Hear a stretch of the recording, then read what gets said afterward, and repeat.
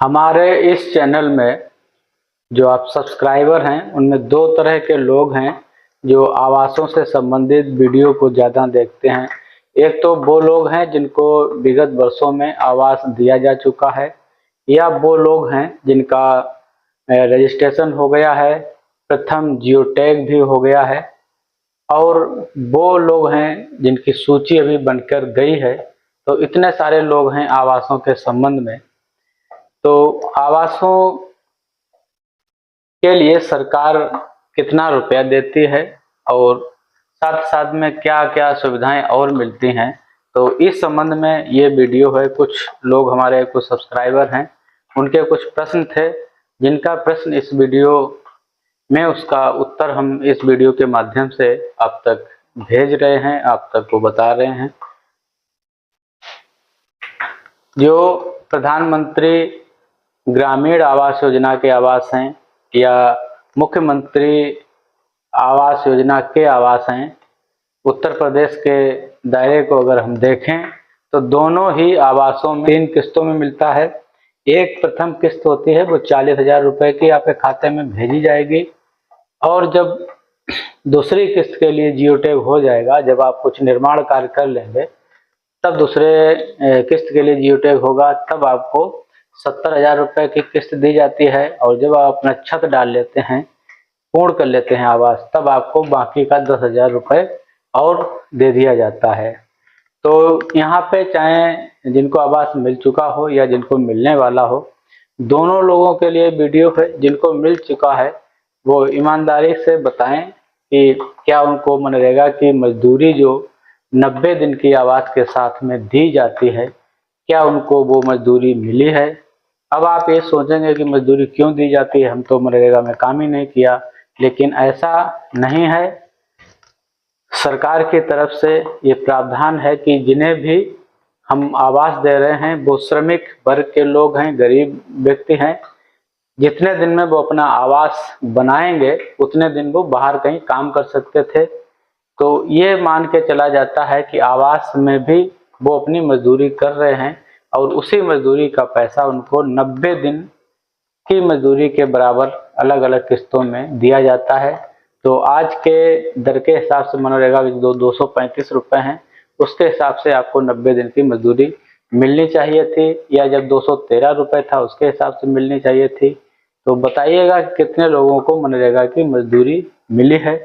और जिन लोगों को आवास भविष्य में मिलेगा, तो वो इस बात का ख्याल रखें कि वो मनरेगा की मजदूरी पे अपनी नज़र रखें। अगर आप चूक गए तो मनरेगा की मजदूरी नहीं मिल पाएगी, क्योंकि बहुत सारे उसमें झोल होते हैं जॉब कार्ड को लेकर। और एक चीज़ और आपको बता दूं, जैसे आपने जो खाता दिया होगा उस खाते में आवास की धनराशि तो आपकी जाएगी, लेकिन जब मनरेगा की धनराशि भेजी जाएगी तो भाई उस खाते में भेजी जाएगी जिस खाते में आधार लिंक होगा, क्योंकि मनरेगा का जो भुगतान होता है वो आधार बेस्ड भुगतान है। एबीपीएस सिस्टम से उसका भुगतान जाता है।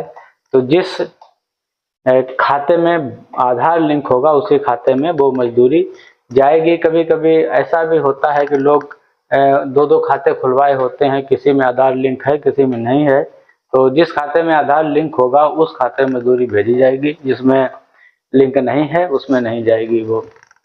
तो ये भी नज़र रखें। साथ ही साथ आवास के व्यक्ति के लिए आवास उसका पूर्ण हो जाए, इसके लिए उसे शौचालय की भी सुविधा दी जाती है।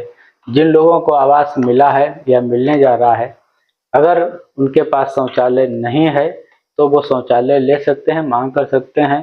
शौचालय के 12,000 रुपये आपको मिलेंगे, मजदूरी का 20,000 रुपये मिलेगा। आवास का अगर सब जोड़ेंगे तो करीब 1,52,000 रुपये आवास का आपको मिलेगा। तो इतनी धनराशि से आप आवास बना सकते हैं, अपना शौचालय भी बना सकते हैं। तो आप में से ज़्यादातर लोग जिन्हें मिल चुका है आवास, वो बताइएगा कि आपको आवास दिया गया, आवास के साथ में शौचालय दिया गया या नहीं दिया गया। अगर शौचालय नहीं दिया गया है तो आप उसका ऑनलाइन आवेदन करिए। आप अपनी बात विकास खंड पे रखिए या ग्राम पंचायत स्तर पे रखिए कि आपको शौचालय दिलाया जाए। तो ये हो गए 1,52,000 रुपये आप जोड़ेंगे तो ये पैसा इतना मिलता है आवास के साथ में। पहाड़ी क्षेत्रों के लिए कुछ धनराशि ज़्यादा मिलती है। कुछ राज्यों में जो प्रथम किस्त होती है उसका अमाउंट कम ज़्यादा होता है, द्वितीय किस्त का भी कम ज़्यादा होता है। तो अलग अलग राज्यों में अपने कुछ नियम बना रखे हैं सरकार ने, तो उस नियम के अनुसार ही धनराशि दी जाती है आप लोगों को। तो आपको मुख्य उद्देश्य जो मेरा था वो यही है कि आवास मिला है या मिलेगा, तो आवास के पैसे के साथ साथ आप मनरेगा के पैसे, जो मजदूरी के पैसे दिए जाते हैं, उस पर आप अपनी नज़र रखिएगा। अगर आप चूक गए तो आपका पेमेंट मनरेगा से नहीं आएगा, क्योंकि उसमें भी प्रतिबंध है। अगर इतने समय में भुगतान नहीं हुआ है तो फिर भुगतान आपका नहीं हो पाएगा।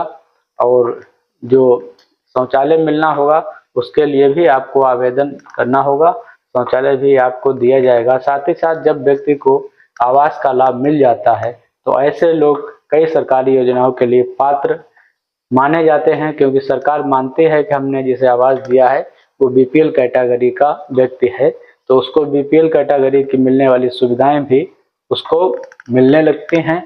तो ये बस इतना हमें इस वीडियो में कहना था। आप हमारे चैनल पे हमें पहली बार सुन रहे हैं, देख रहे हैं, तो हमारे चैनल को सब्सक्राइब कर लीजिएगा। वीडियो को लाइक और शेयर भी लोगों तक करिएगा।